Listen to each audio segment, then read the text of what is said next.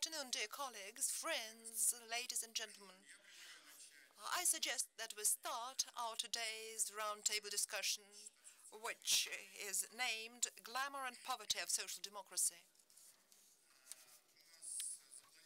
And we planned 11 speakers, but I can see that we'll have a little fewer people to speak, and that will allow everybody to expand one's presentation. And I think that you can use some 8 minutes for a speech, and then we'll have questions and answers and a discussion. And let me make a brief introduction with regard to this topic, which I believe today in Russia gradually becomes very topical. And I can tell that on the basis of the situation before the presidential elections, and could see the publications of journalists and politicians that it is necessary to form in Russia some left opposition, maybe on socialist and democratic basis, because actually we do not have that in the parliament. And basing on this, I'd like to say that in the 20th century, socialist democracy was of considerable importance and significance. And at the very start, it was struggle for the rights of the workers, and later on, when social democracy in the European countries became a feasible force, that was struggle for power. And finally, that led to the creation of the social welfare state and the state of market economy, and social democracy has become actually a very significant force. Such figures as Edbert and François Mitterrand and Willy Brandt, they became very significant figures in the life of Europe and the life of their own countries. And that continued till the very first decades of this century, but later we could see very serious problems within social democracy. And we can see the collapse of the Socialist Party of France, which at the latest elections lost everything it had, and in Greece, social democrats actually turned into a marginal political force. And the Spanish socialists are losing their influence. The same we can say about Norwegian laborers, and the English labor have lost their power, actually.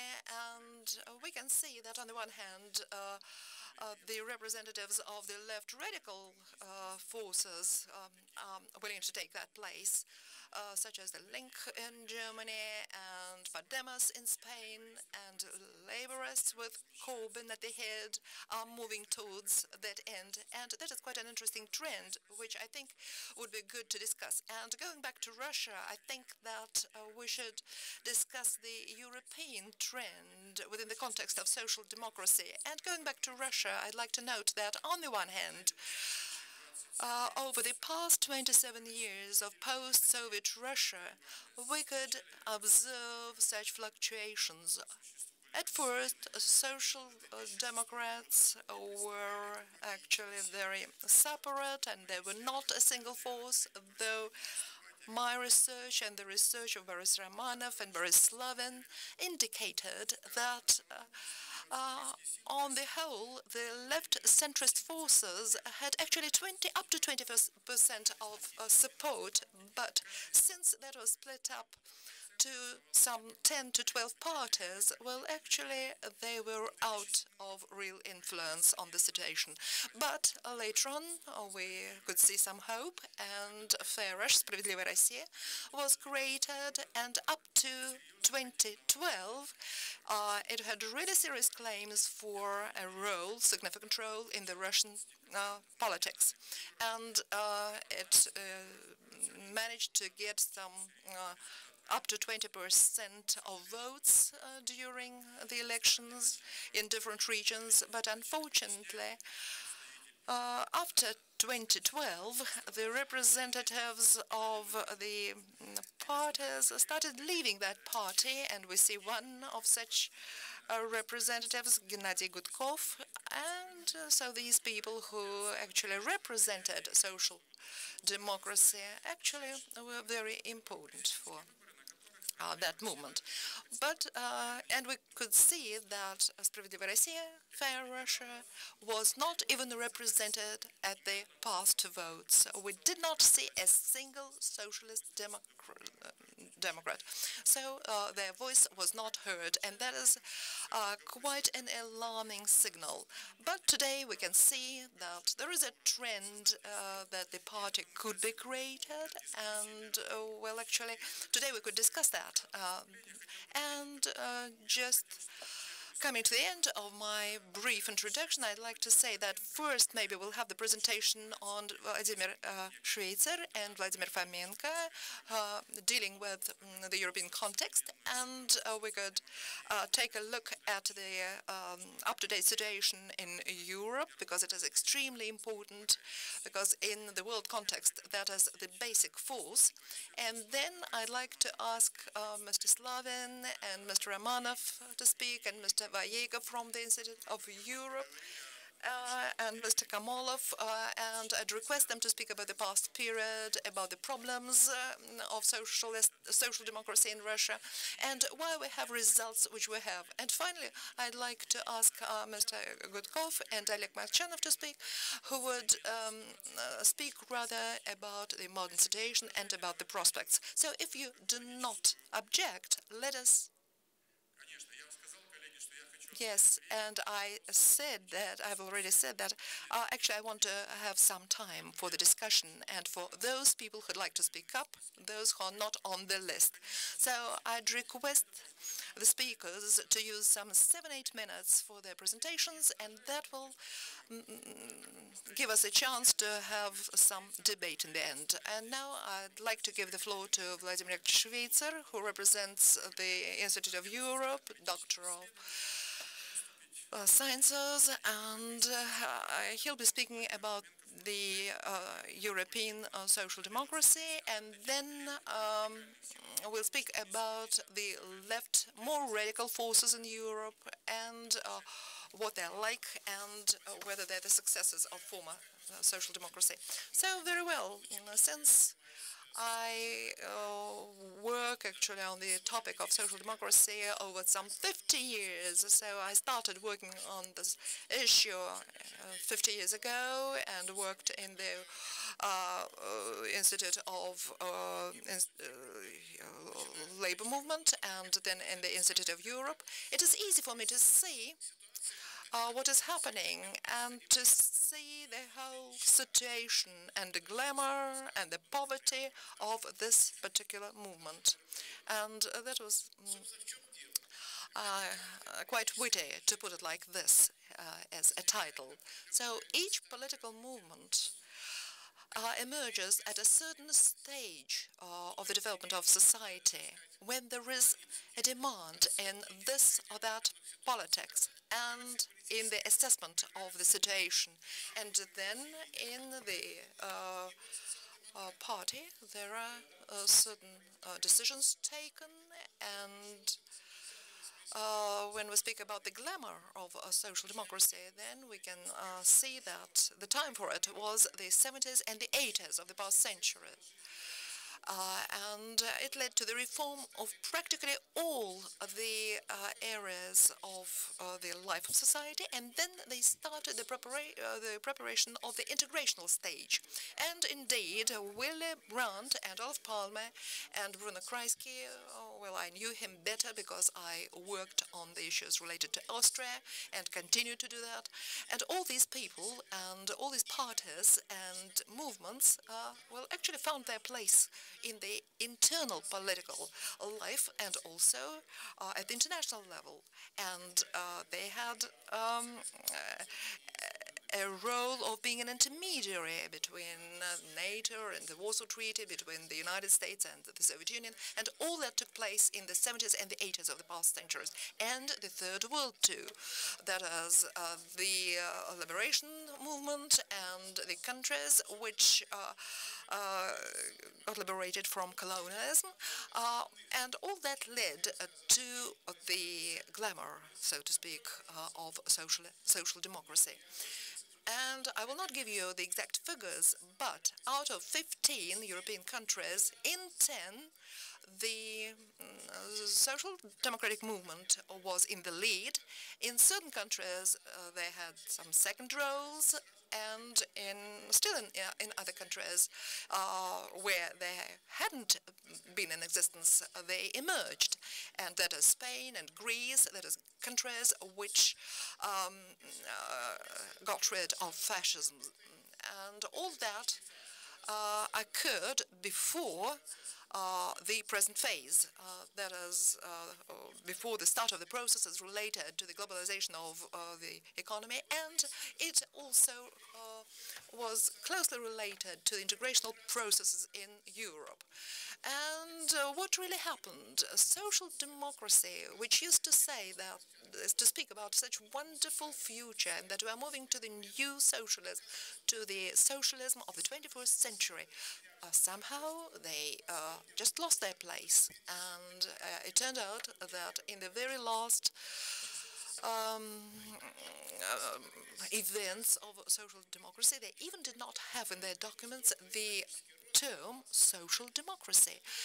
They actually dissolved in all other movements, and they lost their face, actually. And the loss of their face actually led to the situation that on the roughs of the historical process, which is indeed not very smooth, the Social Democrats lost their positions, not only the leading ones, but the secondary positions.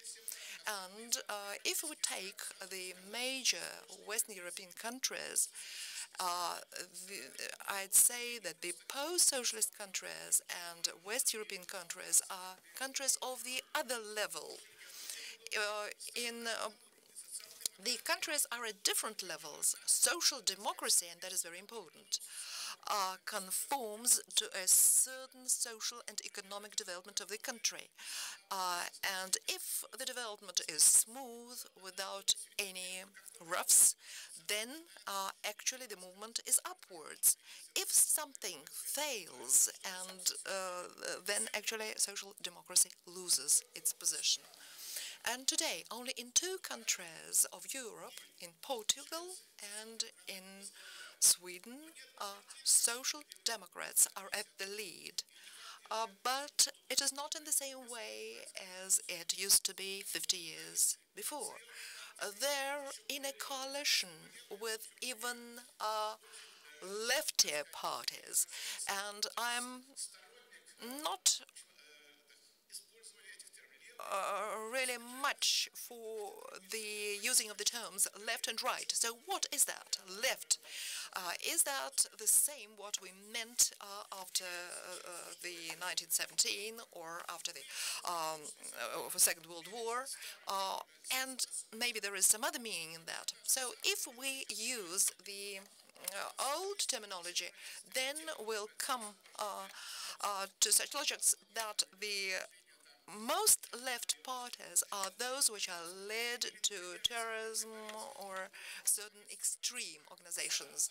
For instance, nationalists who are actually protecting the hordes of immigrants, well, actually, who speak against the migrants and who are unwilling to let them in. So actually, they are taking on the functions which used to be social democratic functions are now with the nationalists or with the leftists. So in Belgium, FRG and other countries, so socialists are very weak, and that is only because of the reason that Christian Democrats and Free Democrats well split up. And in Germany, by the way, Germany managed to achieve quite a lot, not only because they managed to win over the votes for themselves. When a common German says that we're for the social state, the welfare state, finally they move to such a situation. So unfortunately we do not have much time, and I'd like to say that I do not see quite a lot of prospects for social democrats. In fact, all the party system of Europe is in a very serious crisis because due to actually social interaction, when the internet actually takes the place of just regular communication, anybody can win the positions and well, in the electronic world too. And here social democrats are not in the lead, and all other parties are also in a critical state, but to a less extent than social democrats, because someone is in power. Christian Democrats and the liberals from Germany and well, in Germany and Benelux countries, well, they actually managed to win over those positions that were in the hands of social democrats. Well, it means that other parties managed to adapt themselves better than the rest. Well, I think that Russia is not really ready for any party system, and that is actually the competition of personalities and not the competition of ideas. Dear colleagues, let us agree. Will you send just your questions in writing, and when everybody has his say, we can discuss questions. Well, to be translated, you've got to speak into the microphone, okay? Questions to Vladimir Yakovlevich. The question is not heard. It is not in the mic.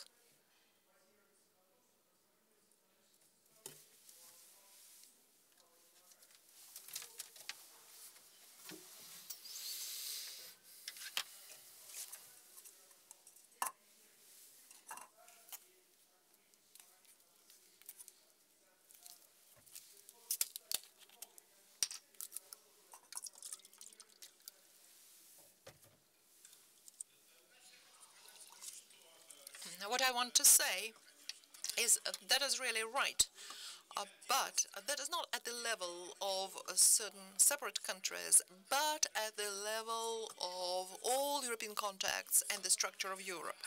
And social democracy failed to get adjusted to the international level. What actually is happening with the nationalists, who manage to structure their relationships with other countries in a wonderful way. The Greek party, for instance, and Le Pen, they manage to agree between themselves in the parliament, and they coordinate their actions. Well, we see that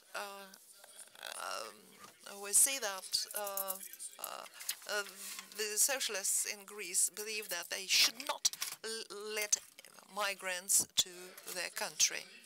So now, if you want to ask your question, well, you'll have your say later. But I think that if we start speaking about the economic basis, and if we speak about the development of social democrats, we've got to speak about the role of the personality, about freedom and justice. As for the economy, that is the turf of liberals and Democrats. Well, I do not mean to say that social democrats did not speak about that, but their focus was mainly at the personality, on the human being. Could you speak into the microphone? Please speak into the mic, because otherwise you cannot be translated. Oh, well.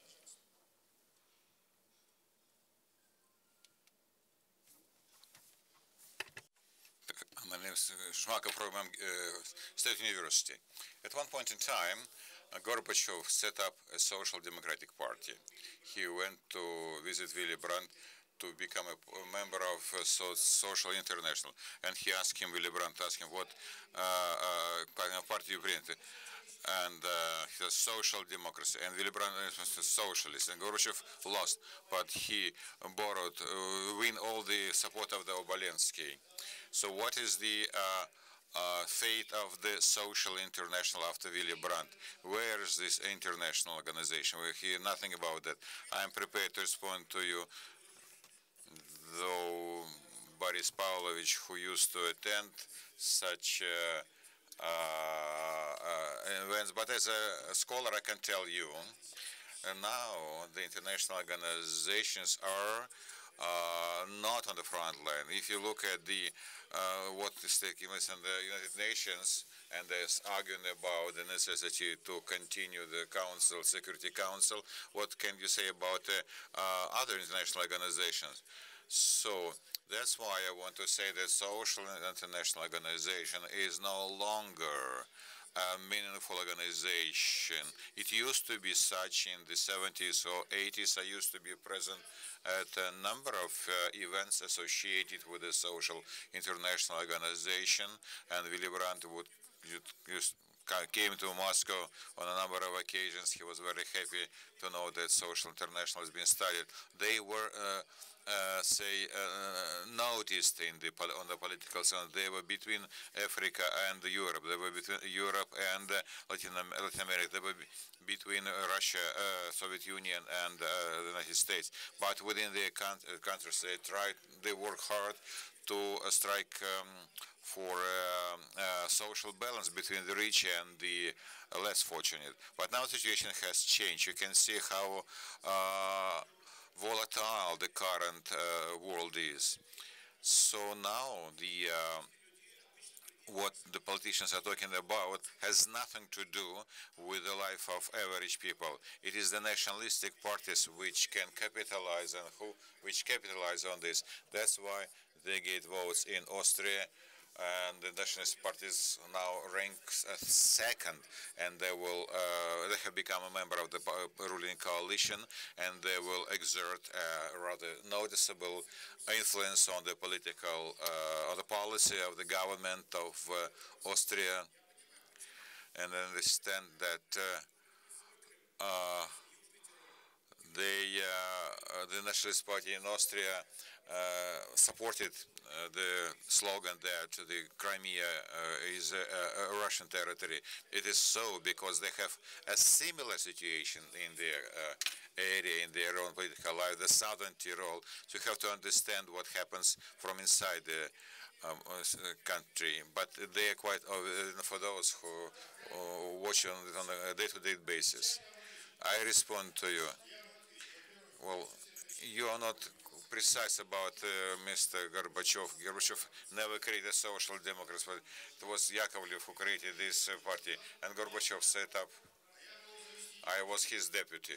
I was his deputy of Gorbachev. That's why I know better what was the name of the country. The Russian United Social Democratic Party. It's a historic party.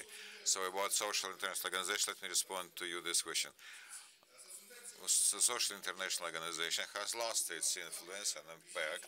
The president of the social, nobody knows about this, is Georgios Papandreou, former prime minister of Greece and the first former leader of PASOK. Very few people in Europe knows about him. He is no leader of any party. But he has been the president of Social International for the 7th year. Luis Ayala has been general secretary of the Social International since 1989. There is this organization now split in a very serious way. The French, the British, the leading social democratic forces are in a conflict.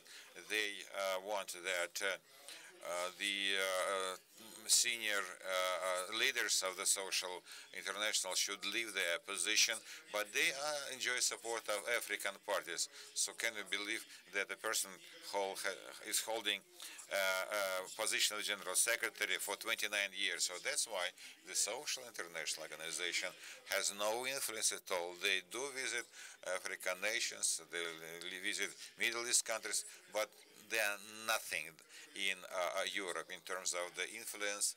And I would like to give the floor to Vladimir Fomenko, who studies work movement in Europe, but you have the floor, Vladimir. Good morning, colleagues and friends. Indeed, it was not my intention to speak, especially in terms of any to make a serious presentation, because I know that I know there are more persons who are more knowledgeable in terms of the social democratic issues, and the Rosa Luxemburg Foundation is a different political, party. They are not social democrats. They are left, more to the left side of the current German social democratic movement. So the ambitious name, the glamour and the misery of social democracy, perhaps would require other speakers like von Ebert. But I would like to share with you some of my personal opinions without making any specific, claims to be the truth. The person who speaks the truth, and only the truth. Well, I'm an expert on Germany more than on other countries. But as far as the West European social democracy is concerned, I fully endorse those opinions which has been made in the first presentation. I would even say more in some countries like Germany, France, and the Netherlands. Social Democratic Party has been atomized. They have disintegrated and no longer seen on the political scene. And coming back to the Social Democratic Party of Germany, it suffered a historic defeat at the last elections. I'm not going to make any make it a cause for festivity, for joy, but the fact that they finally found their way into the coalition government, we should recognize that it was a historic defeat. So they lost 50% of their electoral force over a number of years. And this is a catastrophic blow, no doubt about that. Something unbelievable is taking place that is going to influence the situation in the society, the political system, the society. Perhaps I would like to say what the reasons could be for such a defeat. I think there are two reasons at least. The consequence of the current neoliberal policy for which Germany the social democracy in Germany is responsible. I want to say it has led to a situation when we see a mass privatization of public assets, huge rights, distribution of labor, which is not precarious labor, which is not protected, and many people even do not know how it is, what kind of experience it is to work in a situation of protected employment. They cannot plan for their life for tomorrow. They do not enjoy the paid holiday, and the result of that is a situation when any changes come in church, such people treat as a threat rather than as a hope. So they would not want to have any changes in their life, and their policy, their attitude to life is to deny any changes. That's perhaps one of the reasons for the defeat of social democratic movement, because they lost their electoral forces to both to the right and to the left, and some even of their traditional voters abstained from voting altogether. So I would rather come to a close of this part of my presentation, but I would like to say a couple of words about the left parties. Well, it would seem that left parties should get 15 to 20% of votes, but then they stayed at their former level. So the analysis of the electoral results to the Bundestag says that new voters for the leftist parties have emerged. Basically, those are urbanized, people, young persons, which is good. But it was also found out that so they lost the social democratic parties votes of workers. both in the west and in the east of Germany. And those were those kind of social, say, strata which social democratic parties were created for. So because they are supposed to deal with the issues of social rights, property rights, redistribution of public wealth and wealth in the society per se, reform of taxation system. Until recently, unfortunately, the Linke and the Social Democrats used to we have one cultural battles rather than economic battles, and nobody can say what can change the situation for the better. A couple of words in terms of what can be we can see in the future. Now, let me share with you my opinions about parties altogether. I believe that there is a general, say, fading away of a party system, not only in Eastern Europe, but in Western Europe as well. In the Russian political life, we see the same phenomenon. And if there is any future for the political parties in the future, well, it's too difficult to say. The Social Democratic Party is one of the backbones of the German society. It would be very bad if it continues to lose votes, and if it continues to self-dissolve, I may use this term. It would be also bad for that kind of spiritual, say, movement which the Rosa Luxemburg Foundation works for. Well, some people believe it could terminate the socialism of the 21st century. So there are some ideas in left parties to step away from the party approach to the political life, because parties impose certain limits. So there are, those people, believers in those ideas, suggest that unification should be made within a broader kind of organizations. So perhaps they say that a new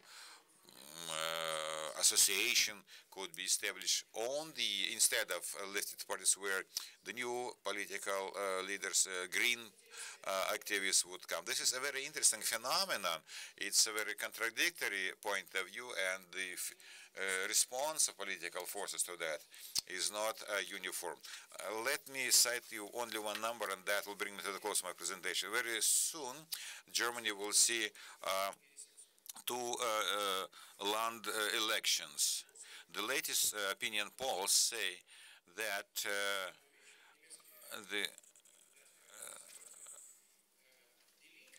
the Link, which is the left parties, and Alternative for Germany, AFG, working via through different methods in various political spectrum together in terms of the polls, have more than 40% of support of potential voters. And it is, some people say that maybe these two parties may get even the majority during these upcoming elections. That will be the end of my presentation. Any questions?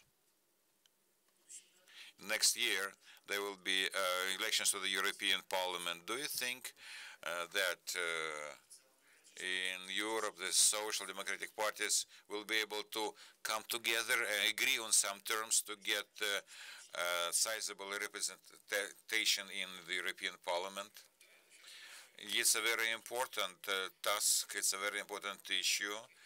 However, so far I do not see any attempts, real attempts for unification among the traditional social democracy and leftist socialists. And I think basically they more think about that they want to preserve what they have. Let me add that the Social Democrats is the second political, say, force in Europe, because the Party of the European Socialists is the second, holds in European Parliament the second position, number 2. But there are some parties of the Green Party and Party of European left. They stepped up their, say, success by the margin of 50%. That means that the dynamics of the development of the social democracy in European Parliament is good enough. So I invite now Mr. Slavin to take the floor. What about Kavlenka, Kamol? Are they here? Yes. Thank you. After Mr. Romanov, I would give you the floor. You have the floor, Mr. Slavin. I requested to speak about Russia, but first of all, I would like to spend some time about general issues because I believe them to be topical, quite topical. What about the misery of the social democracy? Why we speak about this term? There are two reasons, ideological reasons. They renounced Marxism, and then they renounced socialism as a category. That pushed the party in search of ideology to liberals, and liberals were the dominating party, so there was very small room for social democrats to take on the political scene. So if you want to set up a social democratic party, you should get back to the Marxism, to the socialism, but not to the Marx was privatized by the Communist Party of Russia, a neo-Stalinist, who converted them into a dictator, but to that Marx, who was author of Capital and unpublished manuscripts of the Capital, understand why Engels did not publish those manuscripts. Because he spoke, Marx spoke about the possible automation of the production process and about the issues of unemployment, and now we see all those things. So we see the reduction of the opportunities of workers, people of manual labor, to get proper employment. So this is all those processes should be revived ideologically, but without ideology, which, as we know, policy ideology is the concentrated representation of the policy. If we do not provide ideological basis, foundation for the people to have a clear vision, then the Social Democrats will have no following. Because why I'm saying that, when the Russian Social Democratic Party used to be formed, and Gorbachev was initiator, he did not renounce any socialism. He incited Willy Brandt that he used to speak about words comrades within this party. So this Russian Social Democratic Party was very great success, and there are many people who would be able to support that.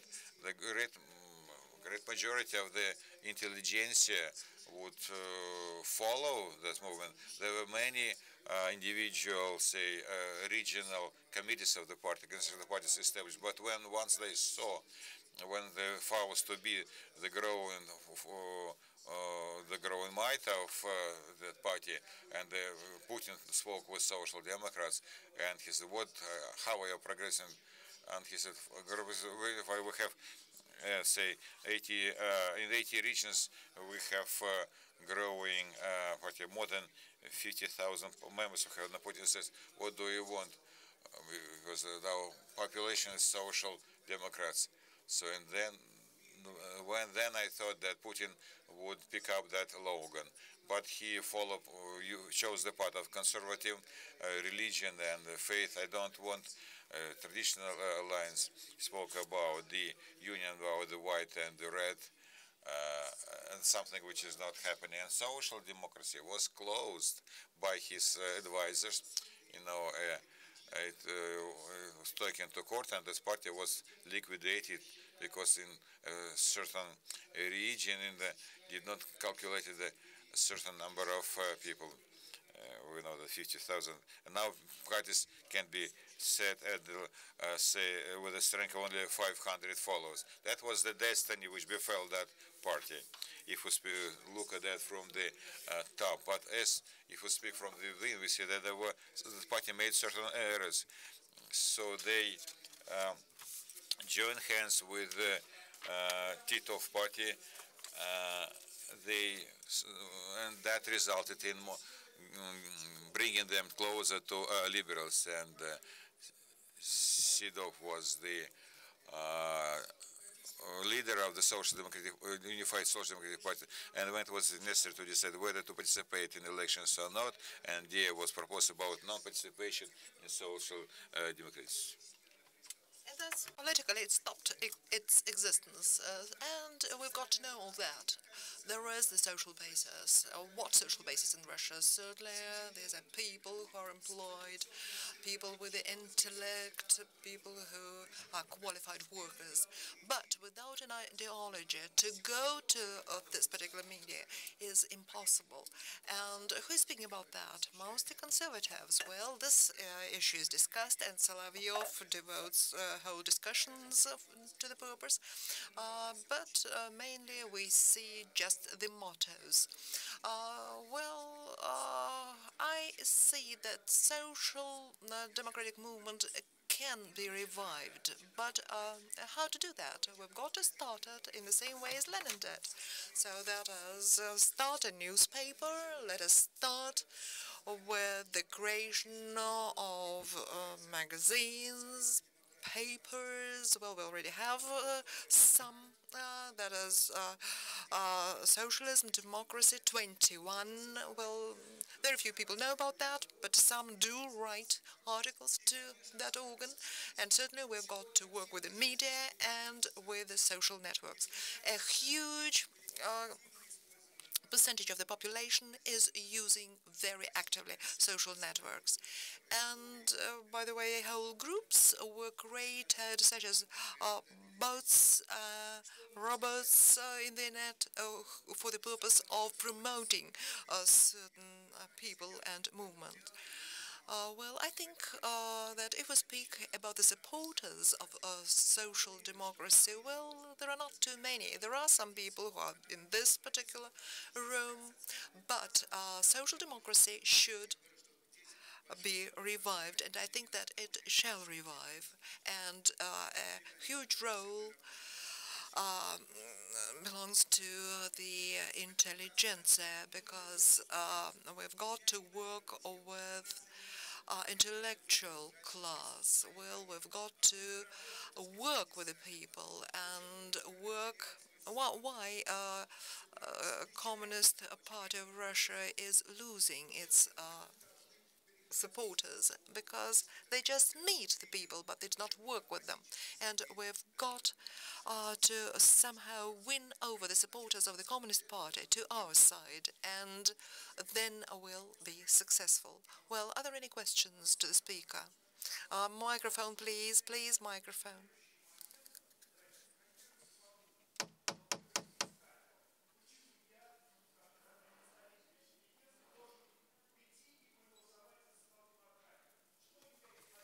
So the gist is that why do I have to vote for Social Democrats? Couldn't hear the whole of it. So we've got to respond to the most acute social questions. Well, you've got to understand that it is either socialism or the end of humankind, human civilization. So that is why we've got to think of that, and we've got to understand what modern capitalism is.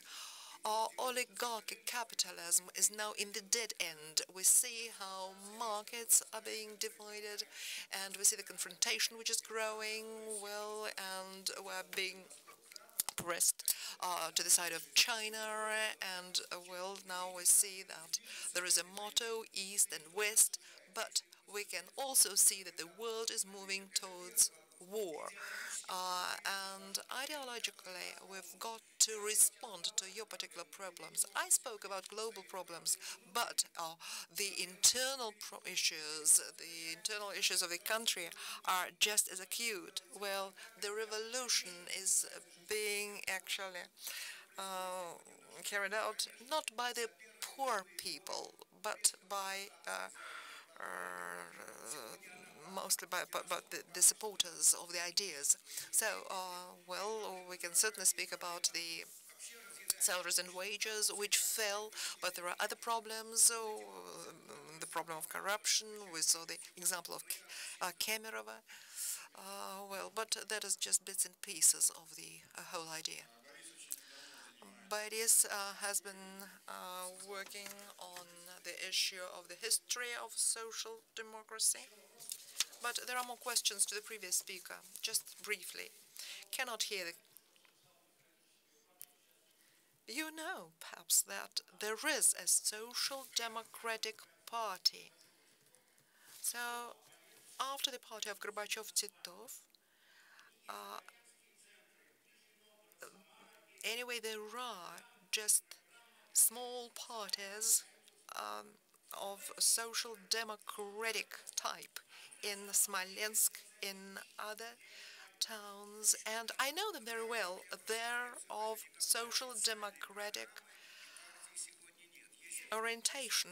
Well, I've got to say that there is no official social democratic party, and Abalensky spoke to me several times about this issue. Well, we'll give him the floor later on. So, dear friends, we spoke quite at length about the crisis of social democracy. It is difficult to interpret because we cannot hear the speaker in the hall. So we spoke a lot about the crisis of social democratic and about the loss of popularity of social democratic parties, even of those parties which were traditional and used to win quite a lot and the majority actually of votes. But we've got to speak about the crisis of socialist idea. This crisis has emerged in the late 20th century, and today we can see it very well. We could see that there were two socialist projects, and they were competing, actually, our country with our ideas and the West European project. Well, social democracy had three stages in its development. The first stage is Marxist period, that was criticized by the Bolsheviks. After the war, that was the social democracy, which was based on the ideas of socialist international, and the major ideas were those of Keynes, and the main ideas could include, the nationalization of the economy, and the labor parties actually had this nationalization in their countries. And that was the 70s and the 80s, but this model also led to the crisis, even in Great Britain. And the third stage, that was the idea of Blair and Schroeder. That is actually the transition to social and liberal approach. And this third model of Blair-Schroeder led to the dead end, and we see the crisis because of that, of the socialist idea altogether. And we even do not see the term in the documents of socialist democracy. I think that we've got to go back to the ideas in the 50s and 60s of the past century, that is to the Keynes ideas and dirigism, those ideas which could lead to certain feasible social guarantees. That is possible, but it is very difficult, even in the most developed countries. But as for the countries of periphery capitalism, this model does not work at all. And we see that in Brazil, for instance, where actually the leadership was lost in corruption. So why in Russia social democratic ideas did not lead to any success? The failure of Справедливая Россия, which did not even participate in the elections. We've got to speak at a broader level about the multi-party system in Russia at large. And if we cite the classic, he said that, social democratic movement is the fifth wheel in the carriage of the Russian of the Russian leadership. Well, in Russia, we see that the favorite in the presidential elections was a person who did not participate in any parties at all and did not support any parties. So we can see that even if the we see that the leading party in Russia does not play its important role. So what we've got to discuss is the creation of a multi-party system in Russia. And when Vladislav Surkov was trying to create, well, a two-party system, Единая Россия and Справедливая Россия, well, that was some kind of an attempt to create multi-party system, two-party system. But we're moving away from that altogether because we cannot really understand what is happening. Well, if we speak about Единая Россия, then we can see that his role is, well, rather dubious. We cannot understand it. I think that the Russian Social Democrats should try to unite all the forces, the group of Obolensky, of other leaders, and create a social democratic party. I think that we've got to create a social democratic party, taking into account that Справедливая Россия should be reformed, because now it is in a crisis, it is in the dead end, and the powers, the authorities actually lost interest to it. And we can see certain potential in other parties, and I think that there are quite a lot of other groups. Well, there is the organizational committee of social democrats, of social activists, socialist activists, etc.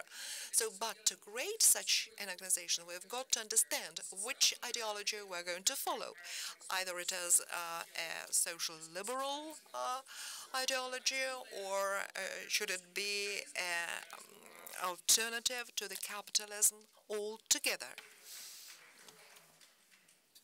And at this point, I give the floor to Mr. Vayekov, who is head of sector of the Russian Academy of Sciences, and after him, Yuri Pavlenko.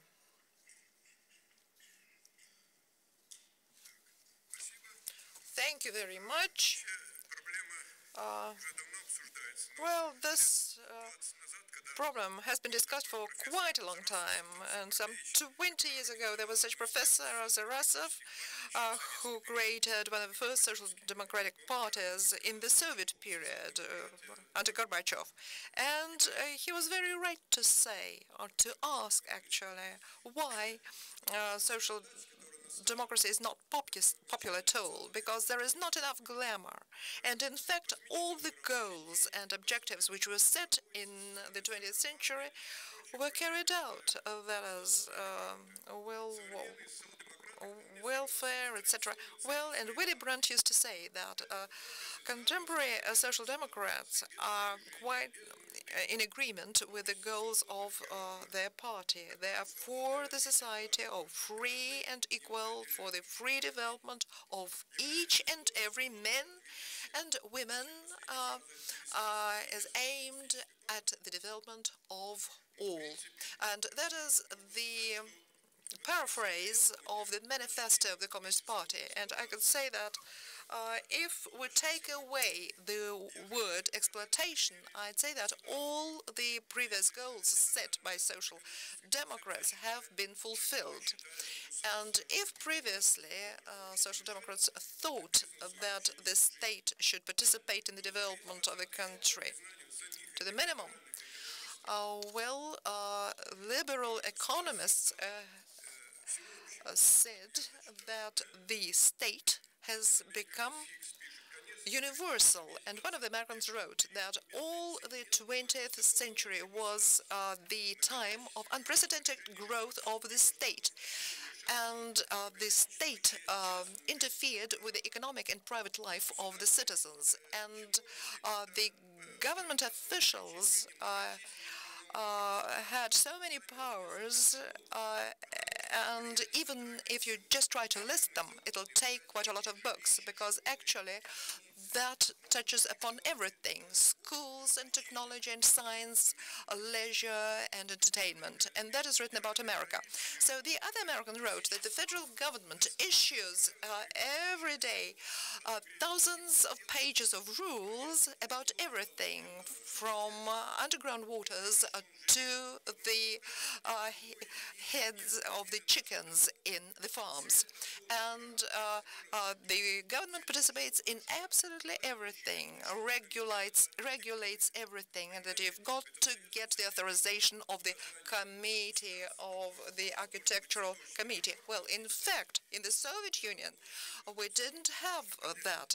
Well, we didn't regulate the windowsills in the houses and the number of chickens in the farm. Another American wrote that the Ministry of the Agriculture of the United States demands today that each frozen chicken should contain at least 10% of flesh. So that is the norm, government norm. And where is the market then? That is the question. Because if the market and the unseen hand of the market actually is to the situation when the producer of bad pizza or bad quality meat would go away from the market. Well, no, that doesn't happen.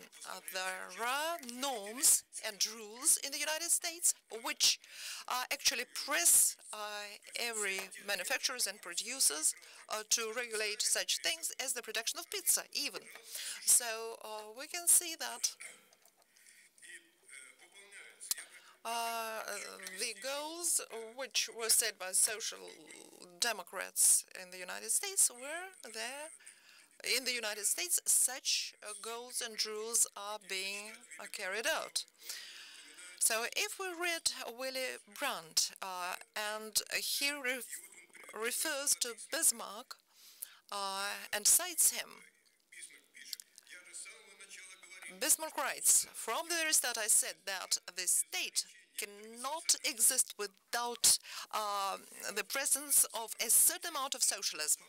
And if today the government in the United States regulates absolutely everything, well, chickens in the farms and the size of the flower pot, the quality of meat, etc., then it is difficult to say that there is market in the United States and that it somehow regulates the development of the economy. So that means that all the requirements of social democracy which they set before themselves are actually fulfilled. And I think that a social democracy has to think of their present problems, such as migration and other things. And in Russia we have similar problems too. Well, but all the former issues and goals which were set have been fulfilled by social democracy. And in the very end, I'd like to read a certain quotation to you, and you just think who said that. Whatever really happens, but that is a fact that in this country we cannot allow such a luxury as having an economy oriented to the profit, and which would be more American than the American economy itself. Who said that? Do you happen to know that? So that is the words of Willy Brandt, who said that in 1949.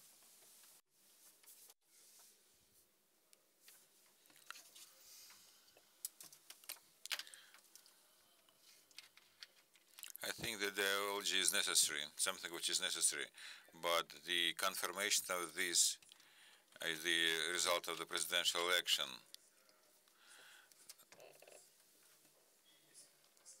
And if we look at the entire history of our empire, then it was flourished when the power was concentrated in one personality. So shall we perhaps denounce political parties per se? So this is my question. Maybe we do not need parties. We need ideology, but the ideology may be implemented in a different way. But can you comment on this? Thank you. Indeed. Well, big bosses do not need political parties. I would agree with you. But if and social democracy wants to put the most value on the freedom and democracy, freedom to dissent, then perhaps we should still think about political parties. And if in the society there are though dissidents, there is a discussion, there is a clash of opinion, then the society will find the right way. But if we have a dictator, then this is no good. A dictator genius can lead the country out of the mess, but we know that it cannot last for long. And the Russian experience and the Soviet Union experience say that we used to have dictatorship for a certain period of time. Order was established, but then it ended up rather in an unfortunate situation. So old dictator is much worse than the new one, than the young one. I want to give the floor to Yuri Pavlenko. Kamolov, yes. Excuse me, I apologize. But may I augment your question by saying that if you look at the history of the 20th century, the majority of states used to become a multi-party system, they retained very stable. While Russia, the Soviet Union and Russia suffered two big crises, despite the fact that we did not have a multi-party system. So there is no direct correlation. So we disintegrated twice.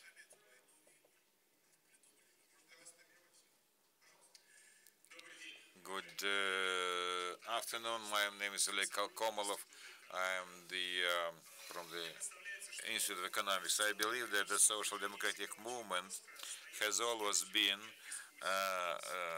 faced this issue whether we should go for reform or revolution, gradual changes, reforming or abrupt change of the system, reshuffling of the system. So today in the Moscow Economic Forum, recently in St. Petersburg Economic Congress, a lot of proposals were made towards the in respect of the reforms of our economy. Known academicians would go to the podium and air their opinions, and each of them perhaps could move the economy in our country. But who was supposed to implement those reforms? Are there any such forces, social and political, in our country which are interested in such changes and are able to implement them in real life? And I think that unfortunately in our country there are no such forces, and we do not have hope for reforms. And I would like to illustrate this statement citing some empirical material about the Russian economy in terms of trans-border movement of capital. You see the statistical data, whether you say it or not. This is the data about the need flight of capital, of private capital from Russia, and it's has been positive over the last 20 years. Only before the crisis of 2008, there are two years when foreign capital would come to Russia on the eve of the Western financial crisis, when the Western markets were bubbled, was filled with financial bubbles. But very soon, over the 2008, we lost $150 billion, and in the following years. So where those assets go to? They go to offshores, jurisdictions. You see the structure of this flight of capital from Russia. What the statistic of the Russian central bank says. Name is foreign investments.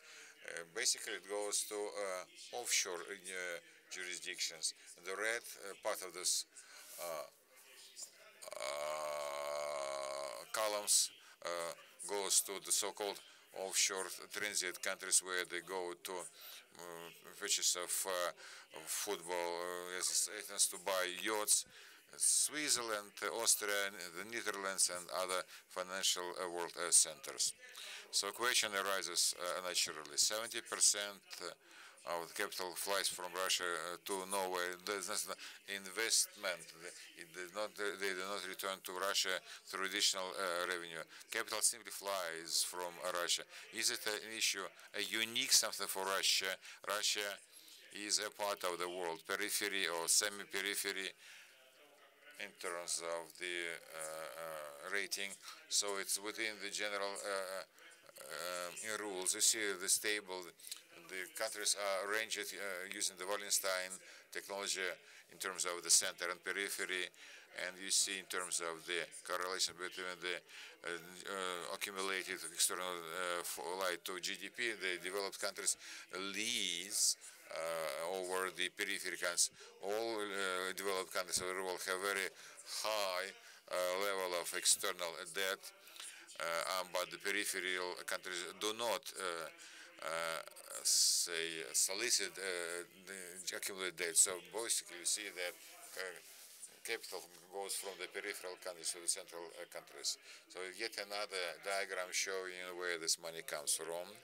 And see the red line represents the aggregated balance of the payment balance of peripheral countries, but generally in you don't have the negative balance of trade, of balance of payment of developed countries. So you see, basically, this represents another proof of the flight of the capital from peripheral countries to central countries. What can we do? How can we cope with this issue?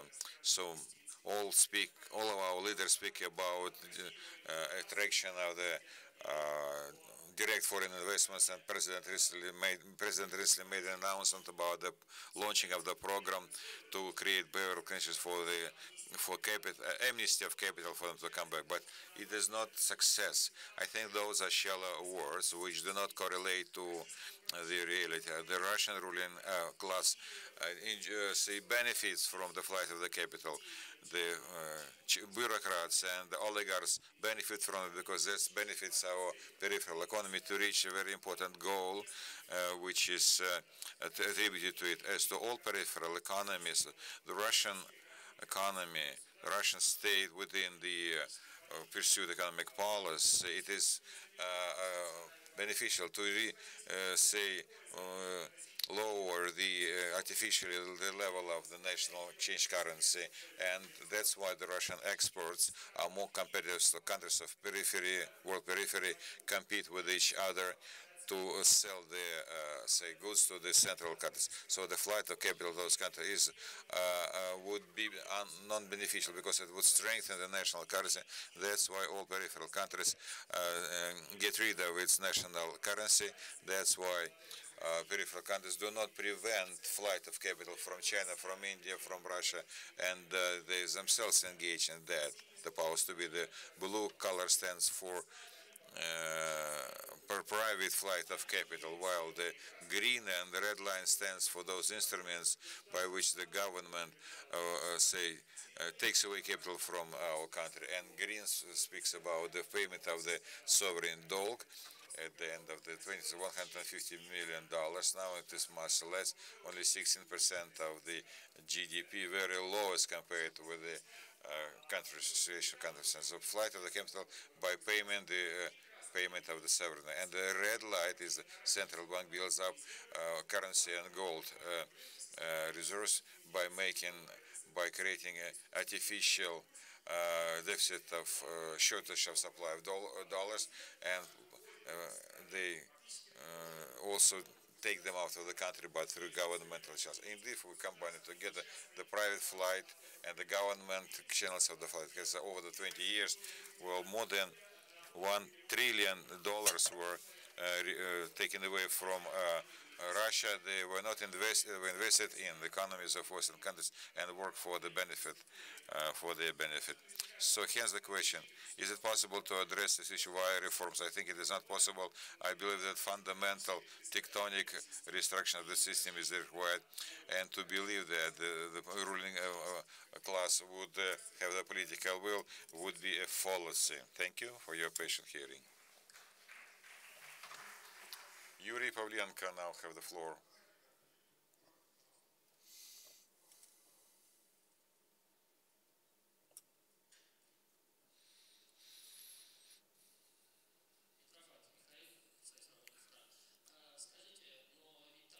Such tectonic movement should be a world phenomenon. It is useless within the boundaries of one country.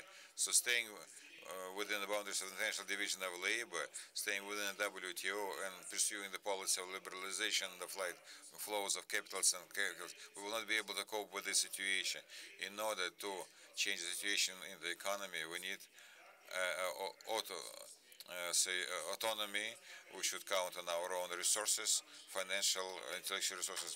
But this is in contradiction with the position taken by the powers too, because they associate their future with the Europe, with the United States, and of course would not quarrel with them, would not conflict with them. They only benefit money, but they spend money abroad, and we are only the breeding ground for them. Thank you. I am from Samara University. I would want to ask, why didn't China, what investments come to Russia? Well, the first slide is a net movement of capital.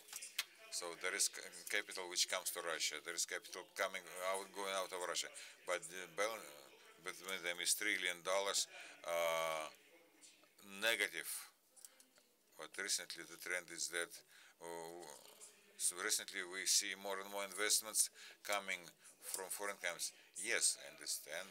That's exactly the positive. The positive balance of the balance of payment reduced. But then I give now the floor to Yuri Pavlenko.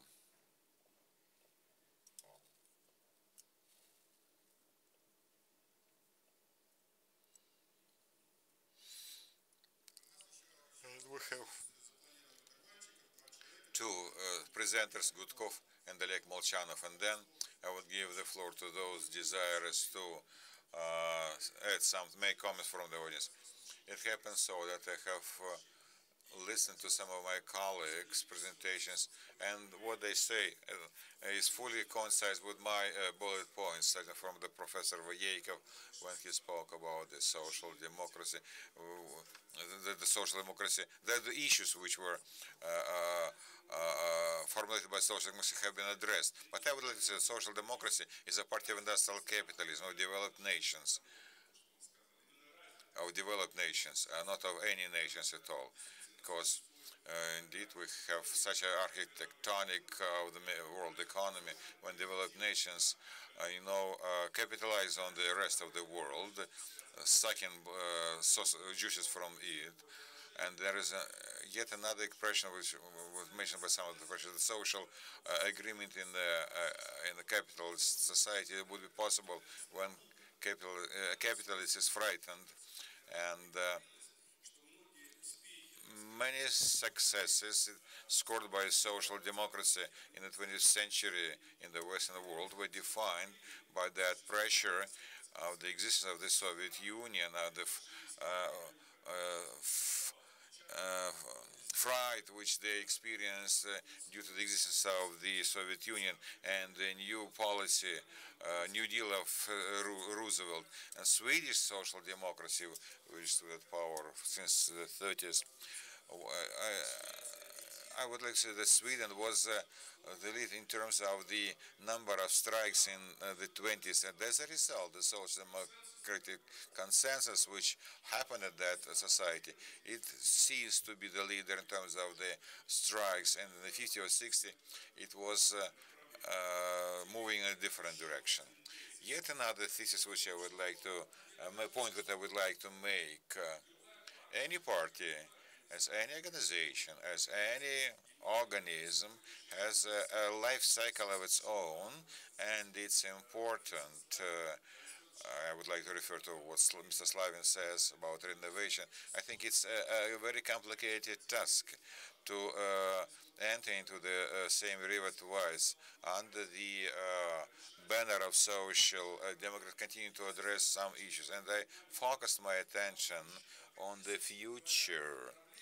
What challenges can social democracy take? And when we speak about post-industrial society, it has been formed in the developed nations, we seek to stand to forget about political and economic relations within a post-industrial society. And the crux of the matter is that in the economy of knowledge, in the society of knowledge, relations of the hard labor,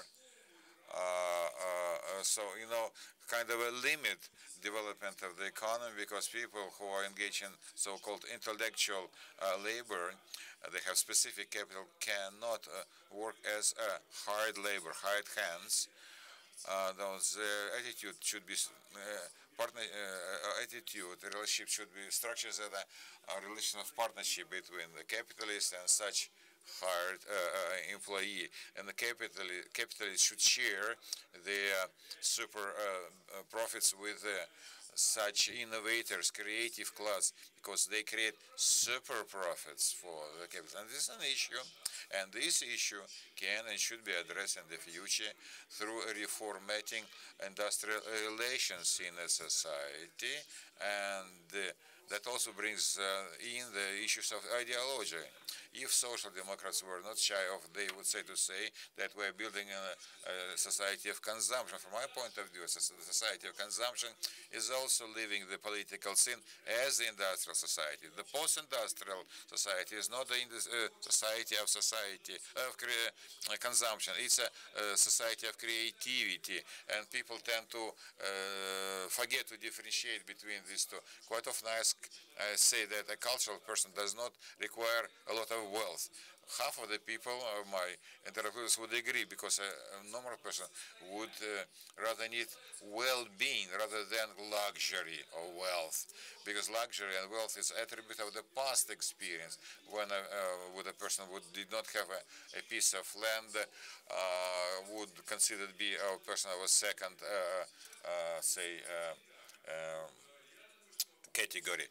People are now interested in not in the land but in money. But this differentiation, social differentiation, stratification of the society would go in such a long way that the issue of inequality should be based on an objective, foundation about the reproduction of production. Inequality is ineffective from a standpoint of reproduction of industrial relations, which are dictated by the post-industrial society. And coming to a close of my presentation, I would like to say that social democracy should pay more attention to a positive experience of the Chinese Communist Party, Communist Party of China. In what sense? The Communist Party of China retained its title, its brand, knowing what challenges it may face, knowing what specific complicated situations it finds the way, it offers a very interesting way, solution, and the population at large supports the Communist Party, and the same without mimicking the party can be done by the Russian Social Democracy. Thank you very much for your suggestion. Well, I would like to add that the Chinese Communist Party until recently has been following the principle of the change of the leadership, but over the last 20 years or so, they changed the top personalities in that party, and I looked at the change of the growth of the GDP. So the Jiang Zemin and Hu Jintao were the fathers of the greatest growth rates of GDP. We would like to ask you a question.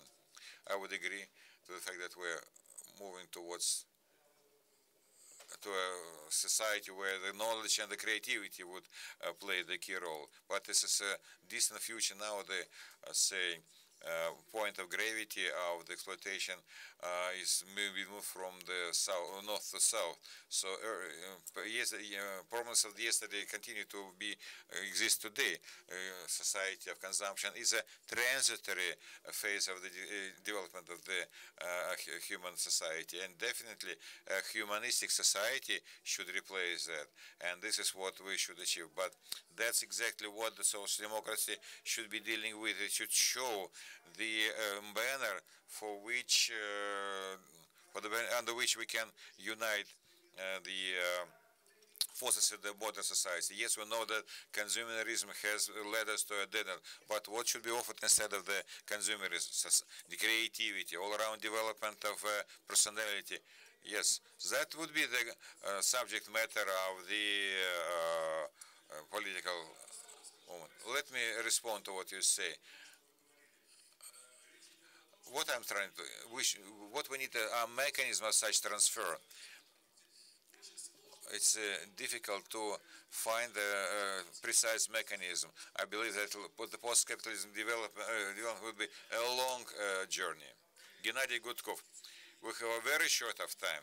If we have time, we have two more speakers to speak, and we are really short of time. I remember you, and definitely I will give you a chance to speak. Gennady Vladimirovich Gudkov, deputy of the fourth convocations to Russia Duma. You have the floor. You know, I've been listening very attentively to all the speakers, but I'd like to draw your attention to the following issues. We're really used to speaking about some other people's problems, that in Europe, for instance, socialist democracy is dying out, but we should really grow to the level of Europe. Well, actually, in Europe, their social democracy is very far from dying away. But as for us, as for Russia, well, actually, we've got to move very actively to reach the level of Europe. But nobody's interested in the social democrats. Just look at this room. Nobody's in here. Very few people are interested. And whatever you call all the debate between liberals and social democrats, well, that is actually a useless debate, because it is the same as to discuss, let's say, wallpaper when there is no house, or to discuss something else in the house which has not yet been built. Well, I don't see anything apart from degradation in economy. Well, but in the other hall, they're discussing the economic issues. I think that, their debate is more active. Well, I think we must know the historical background, but at this point nobody's interested in that. There are certainly absolutely objective reasons why social democracy is not developing. There are no conditions for the political activity, for political competition. There are no leaders which can appear in political struggle, but we have no struggle, and that's why we do not have any leaders. And we are even not at the very start of the way, but I even can't find a proper word for that. Well, but Russia actually had two main defeats. Actually, that was in 1917 when the Tsar disagreed to give the power to the assembly. And later on, well, actually, that was the October of 1917 when there was no actually democratic institutes, and all the democratic institutes were killed. And without the basics of democratic society, which must be built in the country, there will be no freedoms and no democracy in Russia. Anyway, however, social democracy, ironic as it is the most mass-scale ideology in Russia, about 30% of people believe that they're supporters of certain ideology, and 70% just believe that we're not interested in any ideology at all. We just don't care. We're interested in buying some sausages and some food from the store. Well, but the greatest group, which is active more or less, uh, believes that they're social democrats. They do not name themselves supporters of Putin or communist or somebody else. And pay attention to the Grudinin effect. I just spoke to him today, and we talked. And so a person who is quite normal, who is quite adequate, uh, comes to the elections, and he did quite a lot for the people with whom he works. He built wonderful complexes, wonderful facilities and apartment houses for his workers. Well, actually, he did not put all the profit into his pocket, as actually he was the owner of a very expensive land. He wouldn't just put all the profit into his pocket, but he did something for the infrastructure for the people. And everybody could see a normal person who would not shout about the glory to Stalin, and he would not speak for somebody else, for those for the present leaders. But I think that if Pavel Grudinin just remained what he is and would not try to sing in chorus with the Stalinists, and would not speak about the agenda related to foreign trade and what could be done with the availability of such resources, it would have been much better, because actually people are willing to have just a normal state which would not be under the control of certain leaders, and we would have just a normal life. Well, I had a debate with one of the people very close to the top, and he told me, well, Gennady, what parties are we talking about? There are just two parties, the parties with high taxes and a party with a bit lower taxes. Well, the party of capital comes into power and the economic growth starts. But then there is a split in the income, and then the other party comes, and they start doing the same. Well, here is the dynamics of the political development. Well, as for the the only thing to structure, to form government policy, is to have several parties, and there must be several structures which should struggle between itself and try to achieve certain changes in the government policy. Well, there is demand in social democracy in Russia, but nobody represents it. There are no conditions, there are no leadership, there is no leadership. Just take a look at the people who are sitting here in this room. There are no young people, just one young man raised their hand, and there is another young girl who is sitting through all the sessions. And actually, we don't have social democracy for another reason. We do not have any resources for the purpose. Well, the liberals, well, they have certain resources, they have certain mass media, they have some money, they have some supporters. As for social democrats, well, they're just in poverty. And even with the minimal resources, well, the social democrats cannot unite. Well, we're trying to gather Plekhanov Club, but we could see the same kind of story, well, just the same number of people, well, the future is very gloomy, or maybe that Russia does not have any future at all. Well, the actually usurp of power is actually that is what is happening in the past, well, 500, 600 years. Well, and there is no other way. well, in Russia, seemingly that we're just electing another czar, and first the czar is turning into a bronze figure, and later on into, well, a dictator, or even something worse, though I do not really know what can be worse. Well, we saw what was happening at the elections, how people were rushing to the elections and all voting for a wonderful leader. Well, what about the Communist Party of Russian Federation? Well, we cannot take it seriously.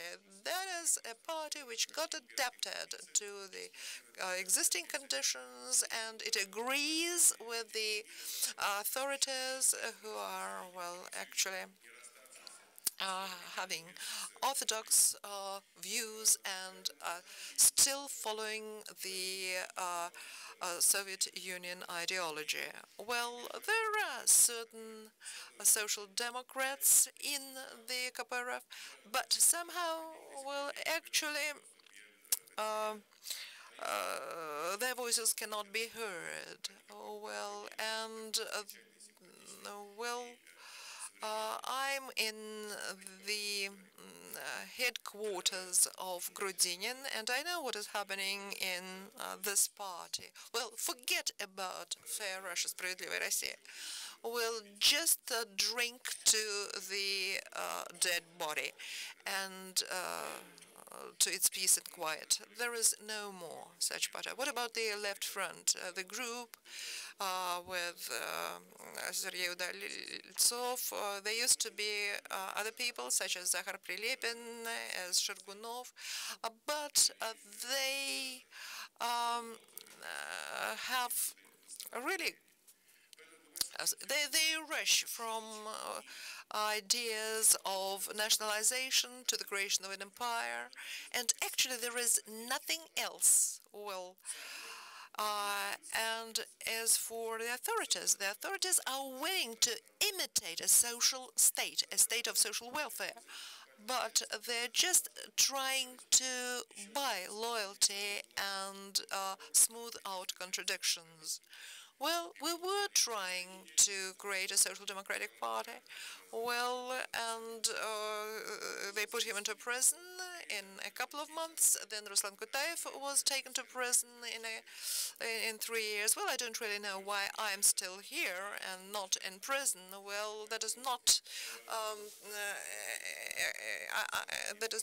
actually to my benefit, but that is something which somebody failed to do. So what are we to do? And it is absolutely clear that the protest of white ribbons, well, this energy has just evaporated.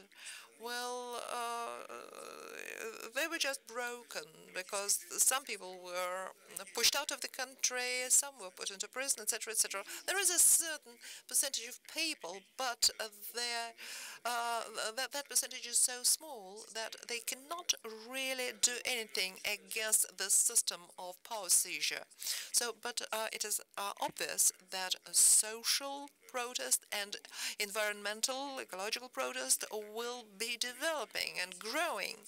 And we see that social and ecological protests in the home yards will continue and will be growing. And in the Caucasus, the situation is even worse. Well, and we've got to join this protest. So in the Caucasus, well, they will be protesting. In Volokholamsk, you know the story, people will be protesting, and Navalny went there to join, but somehow, though people were against Navalny, but we've got to go there everywhere. And well, remember the story of Khimkinsky forest? Well, it started with just simple things, but then it grew into opposition to power. So we've got to understand what to do next. I think that we've got to find good people, adequate and intelligent, from other movements and parties, well, perhaps from the Communist Party, from other parties. Well, I cannot see any other way. And, what can we do organizationally? I'm interested in what Grudinas are planning to do. Well, we agreed to discuss that. Well, maybe we have to sit down and talk about that in greater detail. Well, you will learn about that maybe a little bit later than I, but somehow I think that we've got to discuss such things. And certainly, new generations are establishing their own parties. Well, but you know very well, that all the opposition is even worse than Putin. If Putin is in power for 19 years, well, the opposition leaders are actually in the leaders of their parties for 27 years and more. So, and they're no different from Putin at all. So, and no wonder that new parties are being created by new generations, well, you know, about Sobchak, Gudkov, etc. And I'm absolutely sure that this party will not be right-wing, and it will be closer to the center. Maybe they will even have a social democratic wing or some kind of a division. And I hope that the structure of this party, of this wing, will be joined by the young people. And it is necessary to search for young people. We have quite a lot of young who could participate in the movement, but we've got to search for it. And maybe Dmitry Gudkov would take the role of somehow coordinating and moderating such activity and monitoring it. Well, and maybe thus we can find some way to express our ideas. Thank you very much.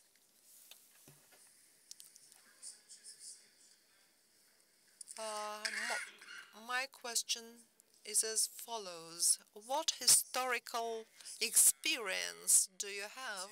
And you spoke about the two parties with big and small taxes. Which experience did you have in mind when you spoke about that? Well, that is Germany, France, Austria, in the United States. Well, actually, Democrats and Republicans differ actually in the size of the taxes. Well, today the companies are paying some 30%. Trump is going to bring down this figure to 20%. Well, I think that there will be a growth in the American economy, and there will be a disbalance in the redistribution of social wealth. But if Obama comes again into power, there will be Obamacare or something similar. And what about Russia? Is it possible to have the same kind of system in Russia? Well, it is not applicable in Russia, because in Russia there is no party, there is no policy, there are no elections, there is nothing but for Putin's ideas with regard to the system of change of power. Well, if Putin is not going to change somehow have some changes in the policy, well, there will be some bloody situation. Well, so you represent a new generation in Social Democrats. Well, I was here and you couldn't see me very well, and you didn't say anything about me. Well, the old Russian proverb says that without a person to lead the herd, there will be no herd at all. So there is a country which is one of the 5 wealthiest countries, that is Switzerland, and people just do not know who their president is or prime minister, etc. And in Italy too, the government is changing very quickly, but Italy is ahead of Russia, well, several times with regard to the GDP, though several years ago the situation was quite different. And in Germany, the stability is somehow linked to Merkel, but that is the stability of social accord. And in Italy, for instance, nobody is trying to hold power. If for Brexit, 52% voted for, well, and others were against that. Somehow the people in power changed. Well, if we speak about Finland, that is our former colony, and in 1881 it was given the autonomy, and the parliament offered a universal ballot to everybody. And in Britain, that happened 40 years before that. And Finland today has $80,000 per capita, and we just 8. We have nothing, no resources. To protect the economy of the society, and the Greens in Europe won on many times. Perhaps that will be our way to come to social democracy, a social ecology, saving of the lives of people by the people. I can understand what you saw. Well, I mentioned there are two types of protest movements: social, ecological. That's exactly where we should go. And secondly, let us not be idealistic. The Greens in Europe are not winning. There are two largest fractions in the European Party, left centrist and right centrist. The Greens are an important political element, but they are not dominating any European country. And let me tell you why. The Greens have a very hard time to unite among themselves. Well, we have at least 4 to 5 parties officially registered in Russia, which bear the name Green. Colleagues, well, the Voloclams, in Voloclams, you see they don't want to join their hands with anyone. So the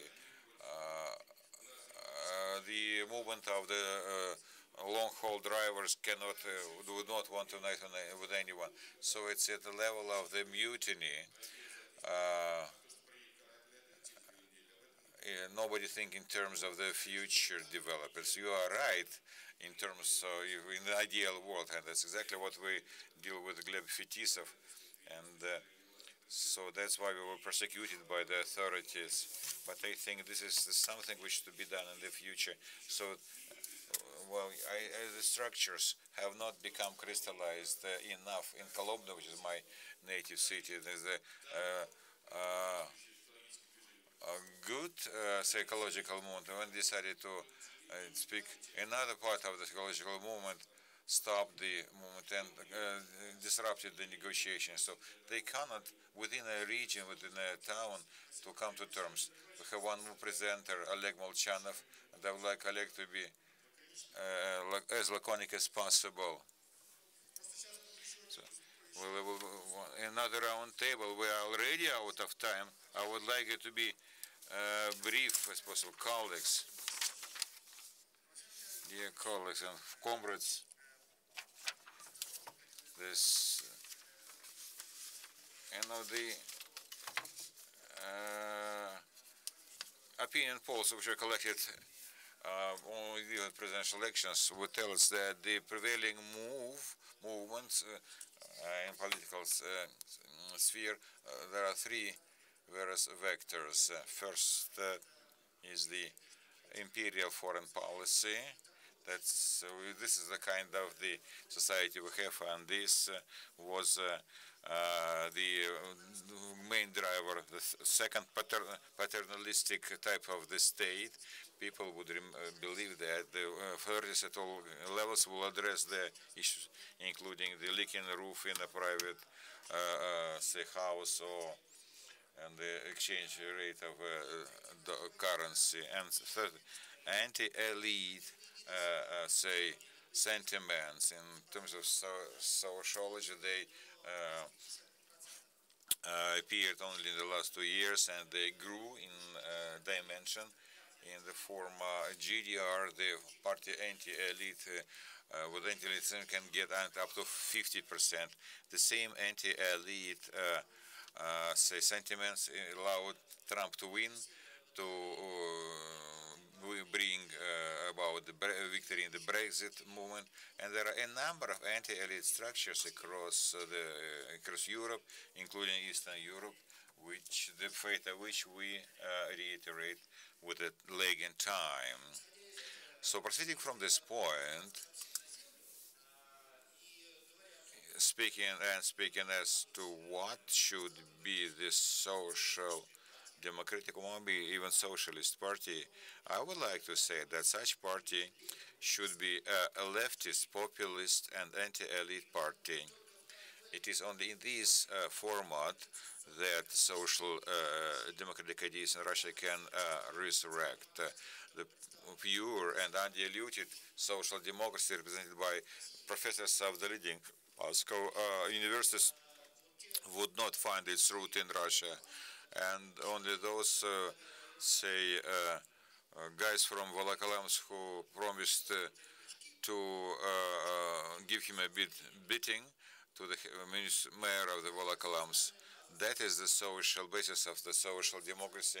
There cannot be no other social basis for social democracy in modern Russia, and we should work with those people who can theoretically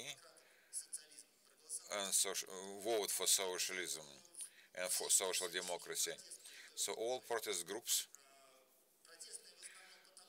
they protest because they do not have money. It is due to this that people live closer to, say, waste landfills. Well, people do not have money to leave the northern territories, and that's why they live in a Stone Age situation. And with each year, the number of such people who do not have enough money to meet their most basic needs would be growing, and our task is to change, modify the chauvinist vector of their motivation should cease to be a determinant factor in their behavior. Well, the other two motives which we can use, paternalistic state and should be growing in a dimension. So those are the strategical objectives for the future party. It may not be even a party. It may be a movement. It can be like a Polish solidarity movement. It could be labor unions as trade unions of the 19th, beginning of the 20th century. What forms this idea? What kind of in which way this program can be implemented? It's a technical issue to be discussed during a long time, not from this panel. Proceeding from this point, I would like to suggest the following. We are in a very difficult situation as far as the political platform is concerned, political environment is concerned. We need to play football not on the even ground, not with the same size of gates, but in mountains where the field is inclined and discovered with boulders. But we don't have simply any other political field to play. That's why we will be looking for rules and we will looking for methods to play on this ground and to win. There is no other option. Because there are no other options for the people who want to live in this country. For the children. We'll have one more present 3 minutes. My name is Swislovs. I would want to say to the question what to do, and Gennady Gutkov knows me, but we cannot make friends. Let me. Some people say that our people, well, we have some kind of a people, and